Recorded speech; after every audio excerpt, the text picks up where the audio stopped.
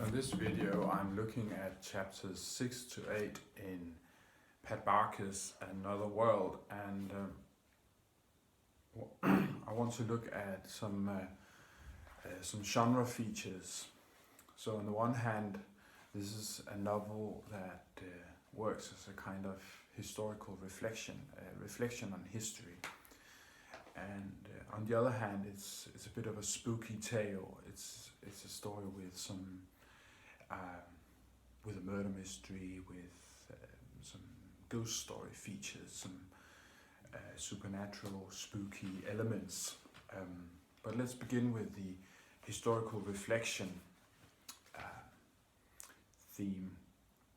So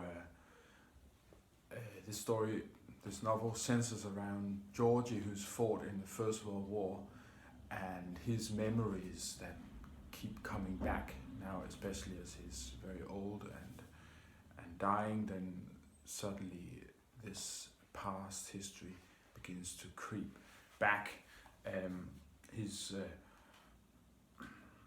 been telling his story in interviews, and there's a historian in the story, a woman named Helen, and she's been interviewing him.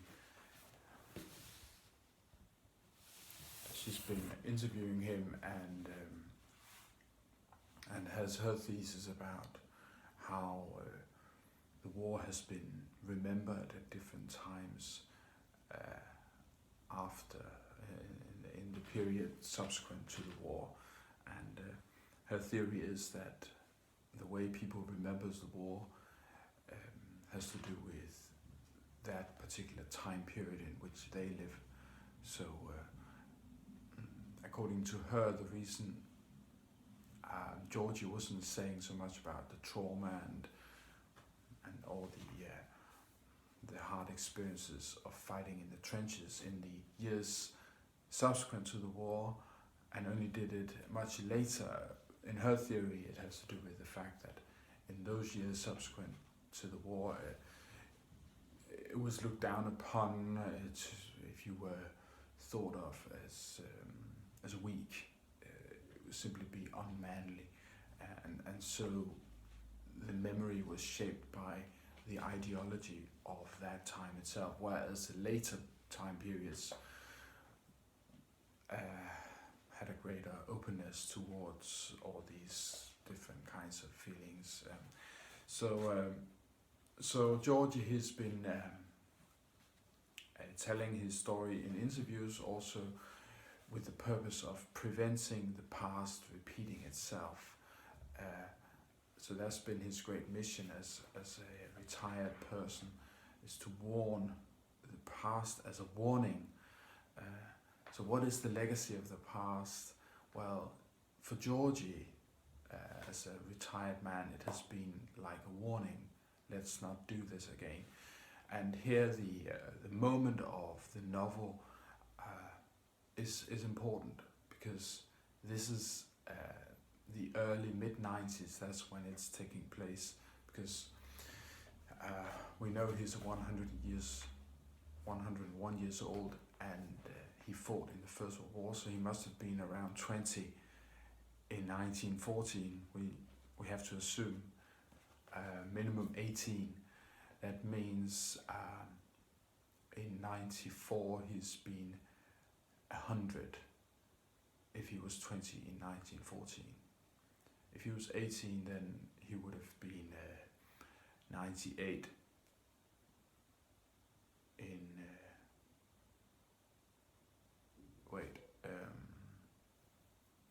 98 in 94, yeah. So this is the 90s, it's the early mid-90s, that's the time period we're talking about, and this is the end of the Cold War. In the 1980s, while the Cold War was still on, there was a lot of agitation and popular movement for peace in the world. And obviously he has been part of that. And after the end of the Cold War, with the fall of the Berlin Wall in 89 and the collapse of the Soviet Union in 92, the world enters a phase where it looks like there is an end to history. All the dictatorships of the world have fallen, and now we have the victory of democracy. So the past can be looked on in a way like it's over, and now the good guys won eventually, finally, and so looking at the past in this way, where you say, oh yes, we can learn from the past, and they did those mistakes, but we won't do them, and now we've progressed, now we're better. This idea is very present around this time period. So that's one reason why the time period is important. Another reason, more important reason, I think, is that this is the last generation of people surviving the First World War, people who fought in the First World War, and he's one of the last ones. So it makes it a very important historical reflection, since he's the last surviving witness testimony. Nick has the point of view that the past is over, and the only important thing to remember from the past, or learn from the past, is that it's no more. So the past was the past, and the present is the present. That's a different way of viewing history. Whereas Helen and Georgie, and Helen, she's a historian, and so obviously she's keen on finding the links between the past and the present, and finding out how the past has influenced the present, how the present views the past, and all those questions. Nick, on the other hand, is a more of a matter-of-fact approach, and he's looking at memory as something going on in the brain, and Georgie's memory as being kind of a particular kind of memory, one induced by the shock of fighting in the trenches. The role of the memorial is also key, because Nick goes with his grandfather to France and goes to see many of these memorials and graves for the fallen soldiers. And on page 73 there is one interesting paragraph where it talks about it. He was repelled by it, so that's one of these monuments. The monument towered over the landscape, but it didn't soar as a cathedral does. The arches found the sky empty and returned to earth. They opened onto emptiness. It reminded Nick, appropriately enough, of a warrior's helmet with no head inside. No worse than that, Golgatha, the place of a skull. If, as Nick believed, you should go to the past, looking not for messages or warnings, but simply to be humbled by the weight of human experience that has preceded the brief flick of our own few days, then Thiepval succeeded brilliantly. And Thiepval is one of the battles in the First World War, and where this monument is situated. So this memorial has a spooky element to it. It has a sense of emptiness, meaninglessness, because obviously the First World War had no meaning. There was no purpose. That's the point here. All the people dead, walking around all these graves, and the meaninglessness strikes him. But for him, it is not any message for subsequent historical periods, but it's just this awful experience in itself that is in the center.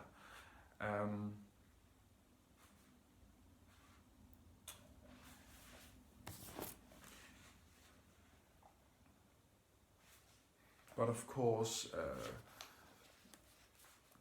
that view of the past doesn't hold water, I don't think, in this novel, because if we go a few pages along, then we've got this quote here.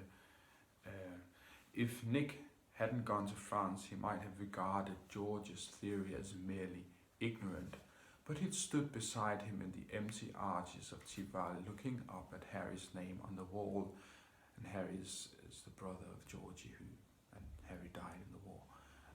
And from that perspective, Georgie's belief in the power of old wounds to leak into the present was not so easily dismissed.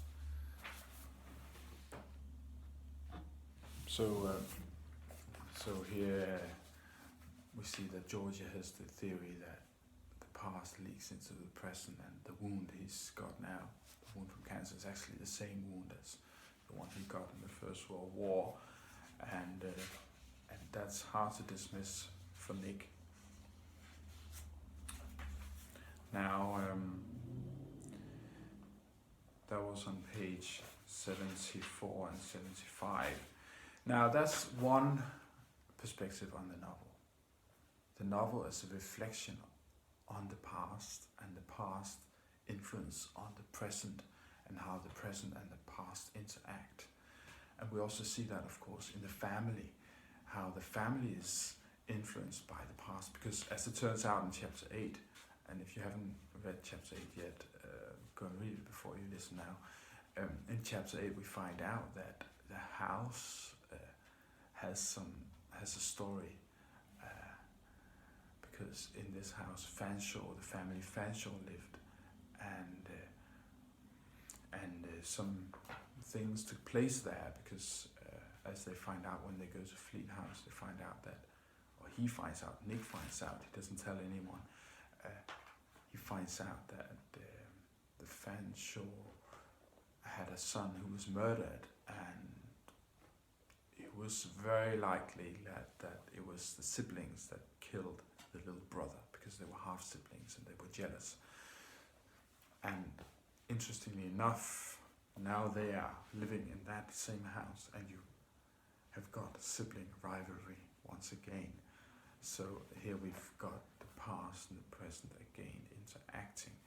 But we're moving on to another genre feature, another way of reading the novel, which can be this murder mystery slash spooky story perspective. It's hinted at, and it's not the only way of reading it, but we've got the wall that takes on this spooky significance as they all can recognize themselves in it. That's a bit spooky that these things just fit together, you know. How come that this family in the wall so perfectly fits them? It's a bit spooky. The well with the girl who at one point apparently killed herself in it, or maybe that's just a story Gareth comes up with. And then you've got Fleet House, where Nick reads this story about this 100-year-old murder mystery from 1904, when these children killed their sibling, or maybe they didn't, because the court didn't find them guilty. It acquitted them, but everything somehow points in that direction anyway. So we've got this idea of something spooky going on, and Gareth in his room on page 96, he's got this experience of someone being behind him.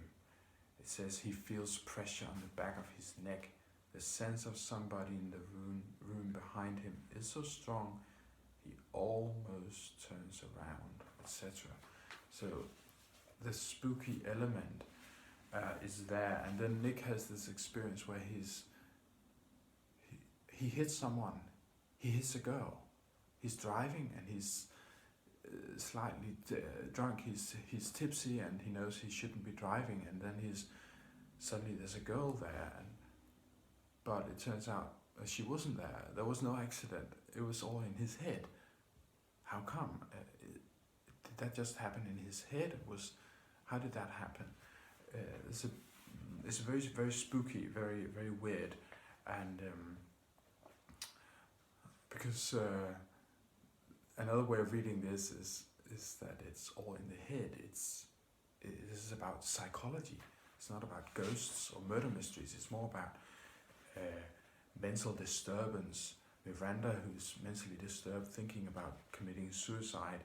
Gareth, who feels things that perhaps really aren't there, and then this whole troubled family that can't get along. The parents that haven't had sex for months, and you have the tension always there, and the siblings who are having this rivalry.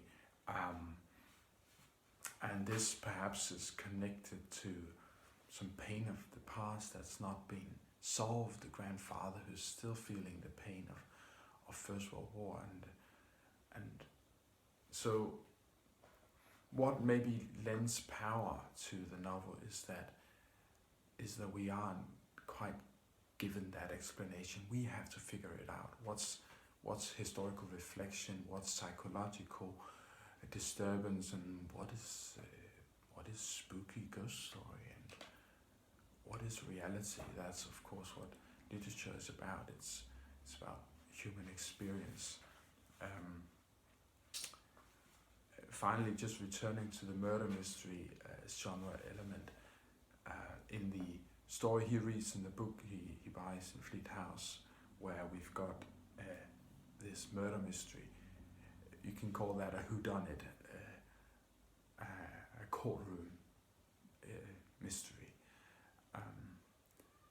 And then he wakes up to find that he can't find his children.